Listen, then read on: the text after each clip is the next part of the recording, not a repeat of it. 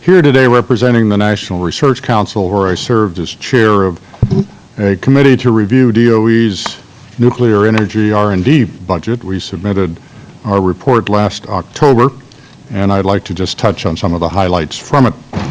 We examined 4 major R&D programs, the funding for which is on the order of $300 to $400 million a year, that are managed by the Office of Nuclear Energy and the Department of Energy.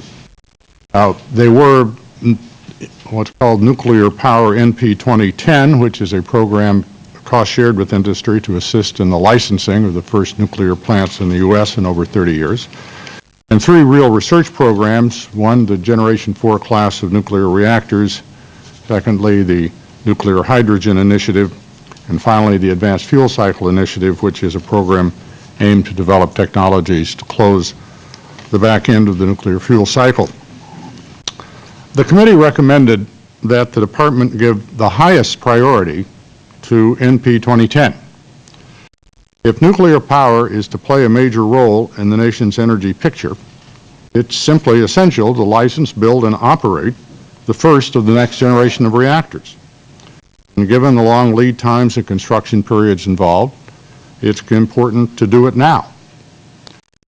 The committee also noted that the human and intellectual infrastructure needed to support this effort has been aging, and therefore we specifically recommended, first, continued support of university programs in nuclear science and engineering, and secondly, consideration of the appropriate research support for the nuclear industry, for example, through the provision of national user facilities such as the Advanced Test Reactor at the Idaho National Laboratory.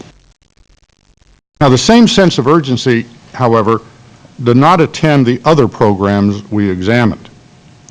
There are acceptable methods of storing spent nuclear fuel safely for decades without reprocessing and fuel recycling. Doesn't seem to be a serious shortage of uranium for reactor fuel. It's certainly not one that's going to emerge for many years. And moreover, we concluded that it will take considerable time for the information to be developed to change these judgments.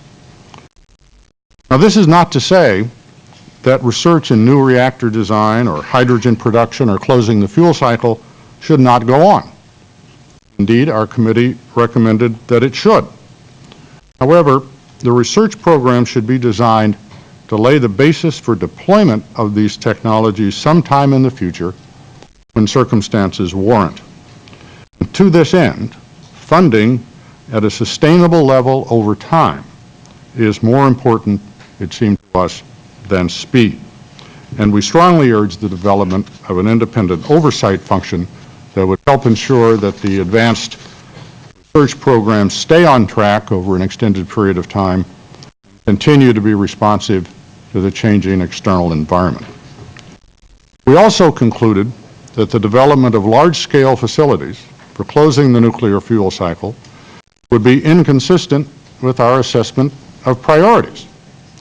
For this reason, and because of the very large technical risk involved in an overly aggressive construction program, we recommended against the funding of such facilities in the near term. Thank you, Mr. Chairman, and I look forward to your questions.